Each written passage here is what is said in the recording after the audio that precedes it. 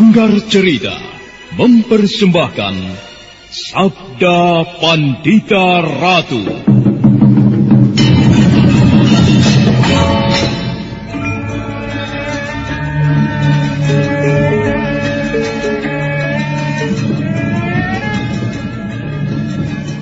Aneh, kemana larinya orang berjubah merah itu tadi? Sungguh luar biasa, sangat gesit gerakannya. Mestinya aku bisa mengejarnya. Akan tetapi orang berjubah merah itu tiba-tiba lenyap.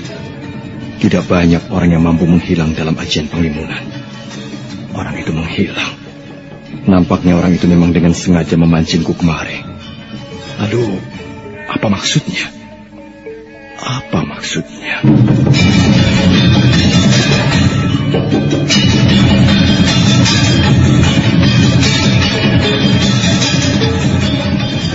Sabda Pandita Ratu, sebuah kisah penuh dilema, tragedi cinta anak manusia, perebutan tahta, mabuk harta dan duniawi, serta silaunya kehormatan, di mana keangkara murkaan merajalela karena dendam yang membara. Kisah ini berlatar belakang berdirinya Singasari. Ken Arok, dialah pemuda yang merekuk pahit getirnya kehidupan. Namun sebenarnya, dialah yang harus melaksanakan sabda-sabdanya. Perjalanan sengsaranya adalah awal untuk meraih keberhasilan, untuk menuju kejayaannya di saat Singasari berdiri. Apakah cita-citamu itu, Kenomang? Aku ingin mengubah nasibku. Aku bosan dengan kehidupanku selama ini yang terlunta-lunta, akrab dalam pelukan kemelaratan. Kadangkala aku berangan-angan, aku adalah seorang istri dari Patih. Bahkan lebih gila lagi, aku berangan-angan, andai kata aku adalah seorang permaisuri, maka akan terhapus semua masa silamku. Terhapus lenyap, tidak bersisa semua kenangan buruk yang kumiliki. Itulah cita-citaku, Kakang Ken Arok. Bagaimana dengan kau, Kakang? Aku ingin menjadi seorang raja.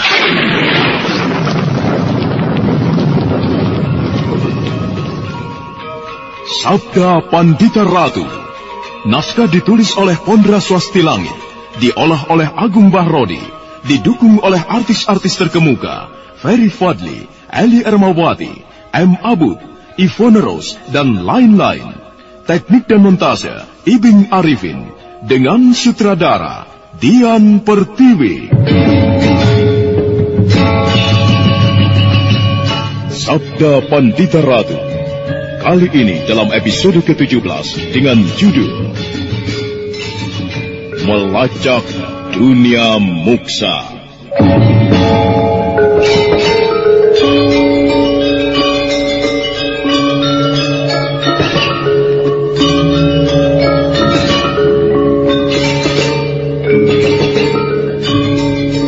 Dalam seri ke-509 ini dengan para pemain Norman sebagai Badrawati, Ferry Fadli sebagai Kamaswara, Wenda Lubis sebagai Lare Angon, Naryo sebagai Bresima, dan Asti Suhastra, pengantar cerita. Kamaswara dan Wasi Bresima berjalan mengitari telaga menuju ke Babakan. Yang dimaksud Babakan adalah bagian dari telaga itu yang biasa dipergunakan untuk mandi, dan biasanya terdapat batu pipih untuk mengucek pakaian, serta semacam tangga kayu yang ditenggelamkan ke dalam air. Bagaimana kesimpulan anak mas dengan apa yang telah kita lakukan di ruang pustaka itu? Hal-hal yang kita temukan semakin jelas, bahwa orang berjubah merah yang mencuri anakku berkaitan erat dengan Sang Panembahan. Mungkin yang melakukan adalah Sang Panembahan sendiri. Mungkin juga Sang Panembahan mengendalikan orang lain.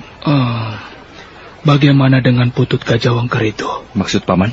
Apakah anak mas tidak melihat adanya kemiripan antara Putut Gajah Wengker dan Kiai Prabancana? Tidak ada kemiripan. Meski besar tubuhnya hampir sama, akan tetapi suaranya jelas berbeda. Jika kita sudah bertemu dengan Sang Panembahan, aku berharap akan bisa menandai suaranya. Tetapi nampaknya Putut Gajah Wengker itu sendiri juga menyimpan sesuatu yang sengaja disembunyikannya, anak mas. Kita lihat saja nanti, Paman. Setelah Sang Panembahan itu wudar dari semadi dan menerima kehadiran kita. Sekarang kita mandi, Paman. Malam diterangi bulan. Beberapa hari lagi bulan purnama. Kau sudah beristri, Paman? Wah, kenapa kau bertanya soal itu? Di saat bulan terang seperti ini, jika ditemani istri, tentu indah sekali. Apa yang kau ketahui tentang istri Badrawati? Rasanya menyenangkan sekali. Membayangkan seandainya besok aku sudah besar, Paman. Aku mempunyai istri 2. Oh, 2? Iya, dan dua-duanya cantik-cantik, menggairahkan. Hus, kau masih kecil seperti itu. Apa yang kau ketahui tentang menggairahkan? Entahlah, Paman. Istri itu makhluk yang cerewet, Badrawati. Ia perampok. Perampok, Paman? Iya, merampokmu, menghisapmu, merampas semua yang kau punyai. Dan kau tidak mempunyai dirimu lagi. Apa betul begitu, Paman? Betul. Aku tidak mempunyai diriku lagi. Lalu, aku jadi apa, Paman Lare Angon? Jangan tertawa dulu, Paman. Bagaimana? Ayo, kau yang sudah tua, kau tentu lebih mengetahui daripada aku. Kau ini aneh, Badrawati. Kau masih kecil, masih anak-anak. Akan tetapi yang kau ingin ketahui adalah hal yang belum saatnya. Badrawati, apakah kau jatuh cinta pada seorang gadis, perawan Sunti yang masih rata dadanya? Kau sekarang yang tertawa. Aku terkenang-kenang pada seorang perempuan, Paman. Orangnya cantik. Ia bukan gadis kecil yang rata dadanya, Paman.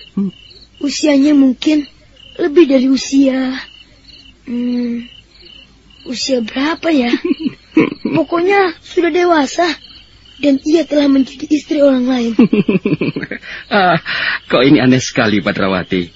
Apa maksudmu, Kau jatuh cinta pada seorang nenek? Belum nenek-nenek, Paman. Siapa? Siapa orang itu?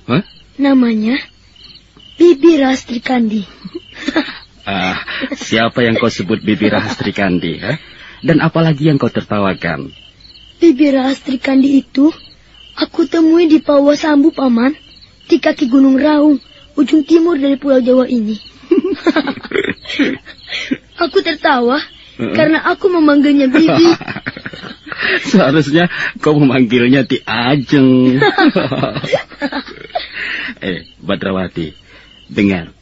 Ada sesuatu yang tidak beres pada dirimu. Iya, kau ini masih bocah. Usiamu barangkali tidak lebih dari 12 tahun. Kalau kau jatuh cinta, mestinya kau jatuh cinta pada gadis-gadis seusiamu. Atau di bawah usiamu. Perawan Sunti yang berusia 11 tahun atau 10 tahun, begitu.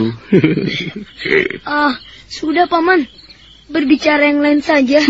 Kau sendiri yang memulai tadi. Mari, kita tinggalkan tempat ini.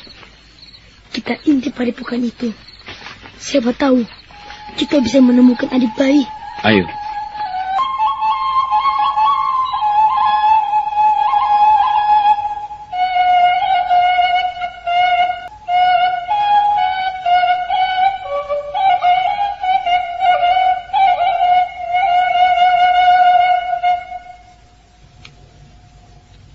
Bulan beranjak naik.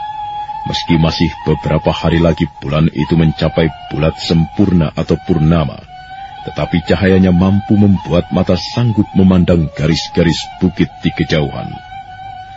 Badrawati dan Lare Angon, 2 orang di antara orang-orang yang memiliki Raja Kalacakra, dan dengan demikian tidak bisa ingkar dari takdir, harus melindungi Parameswara, melangkah mendaki bukit menyibak semak dan belukar. Kedua orang yang berbeda umur, seorang masih bocah dan seorang lagi sudah dewasa itu, terus berjalan sambil ada kalanya bersenda gurau. Namun tiba-tiba,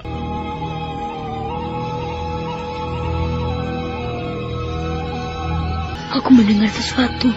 Iya, Aku juga. Dari arah mana asalnya Paman Lare Angon? Nampaknya dari arah sana. Ayo kita dekati. Nampaknya kita harus merayap. Iya, tidak ada pepohonan yang bisa dipergunakan untuk bersembunyi. Badrawati dan Lare Angon menahan napas. Dengan kemampuannya yang tinggi, mereka menghisap segala bentuk suara yang ditimbulkan oleh geraknya. Mereka merayap ke sebuah buntut bagian dari bukit yang memanjang, karena tidak ada pepohonan yang bisa dipergunakan untuk bersembunyi. Hingga kemudian mereka sampai di tempat yang dituju. Shh, itu dia, orangnya berdiri sendirian menatap bulan. Apa yang dilakukan orang itu? Mungkin sedang menunggu seseorang. Lihat, orang itu memakai jubah. Jubah?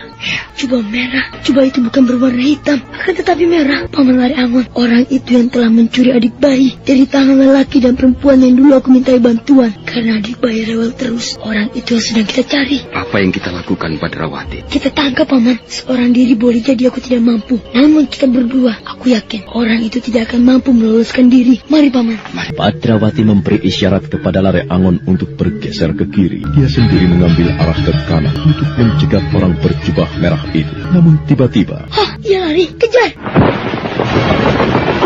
orang berjubah merah itu tiba-tiba melenting dan kemudian berkelebat dengan cepat. Badrawati dan Lare Angon segera mengejarnya, sehingga 3 buah bayangan kemudian bergerak susul menyusul, bagaikan demi balapan berebut peri. Gila, aneh. Orang itu lenyap, Badrawati. Iya, aneh sekali. Lenyap. Orang itu lenyap, padahal kita tidak terlampau jauh. Orang itu meranjak naik ke bukit, lalu menurun lagi. Ketika kita mengejar menanjak, dan demikian kita turun. Kita kehilangan jejak. Rupanya orang itu menggunakan penglimunan. Benar, Badrawati.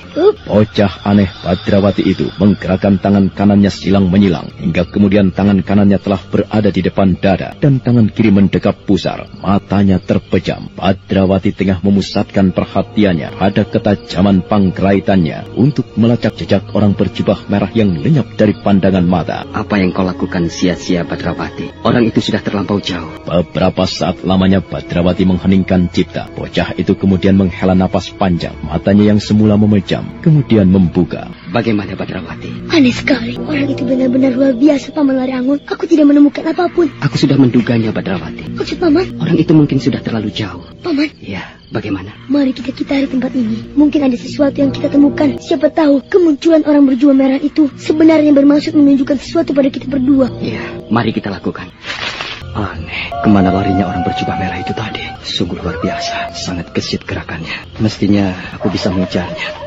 Akan tetapi, orang berjubah merah itu tiba-tiba lenyap. Tidak banyak orang yang mampu menghilang dalam ajian penglimunan. Orang itu menghilang. Nampaknya orang itu memang dengan sengaja memancingku kemari. Lalu, apa maksudnya? Apa maksudnya? Ada orang dari arah sana.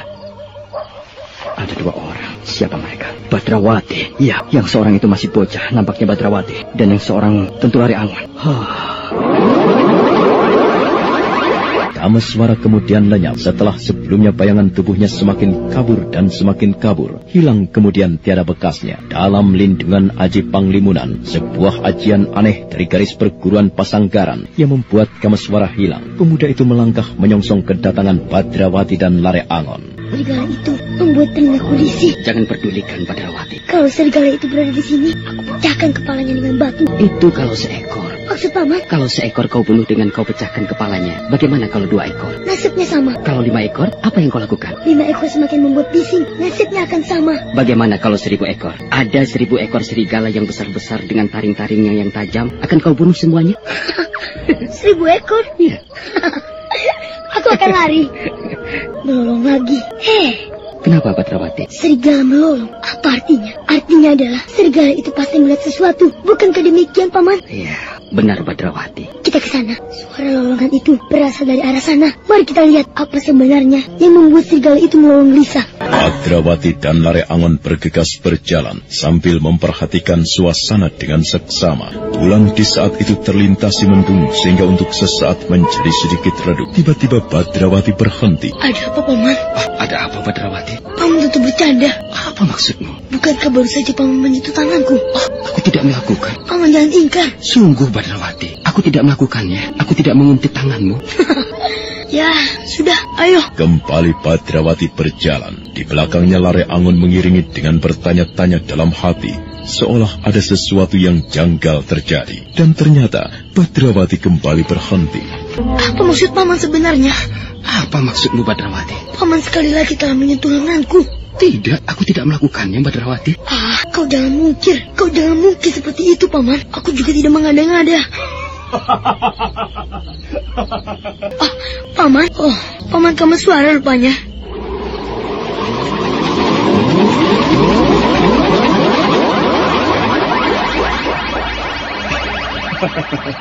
Jangan marah, Badrawati. Hampir saja aku marah.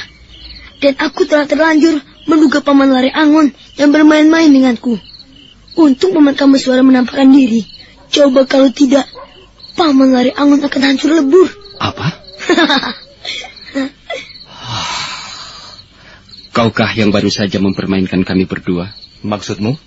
Kau yang menyamar sebagai orang berjubah merah? Jadi... Aku yakin bukan Paman Kameswara. apakah telah terjadi sesuatu pada kalian berdua? Benarkah demikian? Kami sampai berada di sini karena dipancing oleh orang berjubah merah itu, Paman. Sama. Apa maksudmu? Aku juga bisa sampai di sini karena dipancing oleh orang berjubah merah itu. Aku mengejarnya mulai dari halaman belakang padepokan. Ia lenyap di sekitar tempat ini. Mirip sekali. Aneh. Ceritakan, apa yang kalian alami? Dengan gamblang Badrawati menjelaskan apa yang terjadi, bagaimana mereka berdua mengejar orang berjubah merah. Namun kemudian ketika mereka hampir menangkap orang yang diyakini mencuri Parameswara itu, tiba-tiba jubah merah itu hilang, lenyap di balik ajian Panglimuna. Ya, itulah yang terjadi. Paman sendiri, apa yang telah Paman alami? Aku mengelilingi padepokan itu, Badrawati. Aku mengintip dari jarak yang cukup dekat dengan apa yang dilakukan oleh Panembahan di Vipayana. Panembahan itu sedang bersemadi. Saat itulah aku sangat terkejut ketika tanpa aku dengar kedatangannya, tiba-tiba muncul orang yang menepuk lenganku. Orang berjubah merah? Iya. Rupanya, jubah merah itu memiliki ilmu yang sangat tinggi, sehingga mampu hadir di belakang Paman Kameswara dalam jarak yang amat dekat tanpa diketahui. Orang itu benar-benar luar biasa. Itulah yang terjadi padaku, Lare Angon. Aku kemudian berusaha menangkap orang itu. Ia melarikan diri dan terus aku kejar sampai di bukit ini. Jika demikian, semakin jelas keyakinanku. Keyakinan apa? Bahwa kita memang dipancing untuk datang ke tempat ini. Benar. Aku juga berkesimpulan demikian. Oh, dengar lolongan serigala itu, Paman. Aku mendengarnya. Binatang itu melolong. Pasti karena melihat sesuatu. Dari sana arahnya. Mari kita lihat apa yang membuat binatang itu ribut seperti itu. Demikianlah Kameswara, Lare Angon, dan Badrawati berjalan mengendap-endap menuruni bukit mendekati asal serigala yang melolong. Angin semeribit semilir membawa hawa dingin, bahkan kabut turun di beberapa tempat. Setiap kali melihat kabut, dada Kameswara berdesir. Benda yang melayang-layang itu selalu mengingatkannya pada peristiwa yang sangat mengerikan yang terjadi di Teluk Pangpang. Berhenti. Ada apa, Kameswara? Pertajam indera kalian dan dengarkan dengan seksama. Kalian akan mendengar sesuatu. Aku telah mendengarnya. Apakah suara seperti kayu terbakar? Benar, suara gemeretak kayu terbakar yang terbawa angin, serta suara-suara tak jelas. Arah suara itu dari sana. Ayah. Kita berbelok. Lihat tempat yang agak tinggi itu. Kita bisa melihat apa yang terjadi dengan leluasa dari arah sana. Baik. Ada perapian di sana. Ini rupanya yang menjadi jawabnya. Orang berjubah merah itu memancing kita semua untuk datang ke tempat ini adalah untuk menyaksikan apa yang dilakukan oleh orang yang membuat perapian itu. Kita dekati tempat itu. Ayo, tetapi gunakan kemampuan menyerap segala bentuk suara yang kita timbulkan. Jika yang membuat perapian itu berilmu tinggi, apalagi jika yang membuat api itu adalah Uma Durga Parabandari, maka ia bisa mengetahui kehadiran kita jika kita tidak berhati-hati. Ternyata benar dugaan kita. Yang berada di dekat perapian itu adalah Uma Durga Parabandari. Apa yang sedang dilakukan itu, Paman? Barangkali sebuah upacara, Badrawati. Lalu, apa tujuan upacara yang dilakukan perempuan iblis itu? Untuk mengetahui, barangkali kau perlu menemui perempuan itu dan bertanya langsung, Badrawati. Dalam keadaan seperti ini, Paman masih sempat-sempatnya bercanda. Tenanglah. Paman, lihat. Orang berjubah merah. Ia menonton pula, Paman. Apa yang kita lakukan? Kita dekati orang itu? Tidak mungkin, Badrawati. Lalu, bagaimana dengan kita? Jelas, orang berjubah merah itu memancing kita untuk menyaksikan apa yang dilakukan Durga Parabandari. Kita jangan berbuat apapun lebih dulu. Kita menyaksikan apa yang akan terjadi. Ingat, Badrawati, meskipun orang berjubah merah itu yang telah mengambil Parameswara anakku, namun nampaknya ia bermaksud baik. Bahkan apa yang dilakukannya dengan memancing kita untuk datang ke tempat ini, nampaknya juga dengan maksud yang baik. Lihat, perempuan itu telah mulai. Nampaknya kita akan menyaksikan tontonan yang menggairahkan. Gila. Apa yang dilakukan itu, Paman? Kau masih terlampau anak-anak untuk menyaksikan apa yang diperbuat perempuan itu, Badrawati. Pakaiannya dilepas. Oh, iya. Mandi api. Mandi api? Wongnya dan mandi menggunakan api, bukan air. Apa yang dilakukan perempuan itu merupakan bentuk dari sebuah upacara pemujaan. Apa yang akan dilakukannya? Apa yang akan dilakukannya? Harus dicegah. Apa, Paman? Upacara itu harus dicegah. Badrawati dan Lare Angon merasa heran dengan sikap Kameswara. Kedua orang berbeda usia itu memandang Kameswara tidak berkedip, tetapi Kameswara sendiri memandang pada apa yang dilakukan oleh umat Durga dengan tidak berkedip pula. Sesaat kemudian, Kameswara menoleh ke arah yang lain, yaitu kepada orang berjubah merah yang masih juga berdiri di tempatnya. Nampaknya kau mengetahui sesuatu, Kameswara. Bagaimana, Paman? Nampaknya Paman mengetahui sesuatu. Apa arti upacara yang dilakukan perempuan itu? Tadi siang, di Padepokan, aku membaca sebuah rontal yang khusus menceritakan sepak terjang perempuan bernama Warakenya itu. Kitab yang dikarang oleh Pujangga Sangsari dari Kedatuan Mataram. Dalam rontal itu, diceritakan pula upacara-upacara aneh yang dilakukan Warakenya. Lalu, apa artinya, Paman? Apa tujuan perempuan itu dengan upacara yang aneh yang dilakukannya? Sebuah upacara teluh yang sangat ganas. Mari kita merayap mendekat. Kita harus mencegah. Kameswara, Badrawati, Lare Angon melangkah mendekat hingga kemudian mereka berada dalam jarak pandang yang semakin jelas. Ketiga orang itu bersembunyi di belakang sebuah batu sebesar gajah yang tergeletak. Ada kemungkinan batu itu adalah bekas muntahan Gunung Gangsir yang pernah murka. Sementara itu, perapian yang dibuat Nyai Durga Parabandari seperti lidah api yang menari-nari. Perempuan bermata tiga itu tenggelam di dalamnya. Dengan sikap yang menggetarkan, kedua tangannya meliuk-liuk dan beberapa saat lamanya hal itu dilakukannya. Umat Durga kemudian keluar dari kobaran. Apalagi yang akan diperbuat oleh perempuan itu, Paman Kameswara? Kita akan segera mengetahuinya, Badrawati. Kita akan segera tahu siapa yang akan dijadikan sasarannya. Tentu adik bayi. Orang itu tidak ada. Kemana perginya? Sesaat yang lalu masih berada di situ. Sekarang hilang. Lalu bagaimana, Paman? Aku akan mendekati perempuan itu. Kameswara kemudian menghela napas panjang. Matanya kemudian memejam. Dan tidak membutuhkan waktu yang terlampau lama, Kameswara kemudian lenyap tidak diketahui kemana rimbanya. Haji Panglimunan menyebabkan pemuda yang resah memikirkan anak lelakinya itu menghilang. Badrawati dan Lare Angon saling pandang. Kita akan menyaksikan sebuah tontonan yang menarik, Paman. Jangan hanya menjadi penonton, Badrawati. Inilah kesempatan yang bagus untuk menumpas perempuan itu. Paman benar. Iya, inilah saatnya menumpasnya. Aku berharap aku mampu melakukannya. Waktu bergerak lewat, api tidak semakin surut, namun semakin berkobar. Ujung lidah api nampak kemerah-merahan tidak wajar. Durga Parabandari kemudian duduk bersimpuh menghadap ke arah api. Tangannya bergerak-gerak liar. Aneh, api pun semakin berkobar. Dan betapa terperancatnya Badrawati ketika kemudian dia melihat sesuatu telah berada di pangkuan perempuan pemuja setan itu. Bayi. Kurang ajar. Bagaikan disengat oleh kalajengking, Badrawati terkejut sekali melihat di pangkuan umat Durga Parabandari telah ada seorang bayi. Kaki bayi itu nampak bergerak-gerak. Badrawati nyaris meloncat karena tidak bisa menguasai diri, tetapi Lare Angon mencengkeram tangannya. Nah, apa sebenarnya yang dilakukan oleh umat Durga Parabandari? Dan bayi siapakah yang berada di pangkuannya? Serta apa peran orang berjubah merah? Saudara pendengar, untuk mengetahui jawabannya, ikutilah kelanjutan kisah ini dalam seri berikutnya pada episode yang akan datang. Sampai jumpa.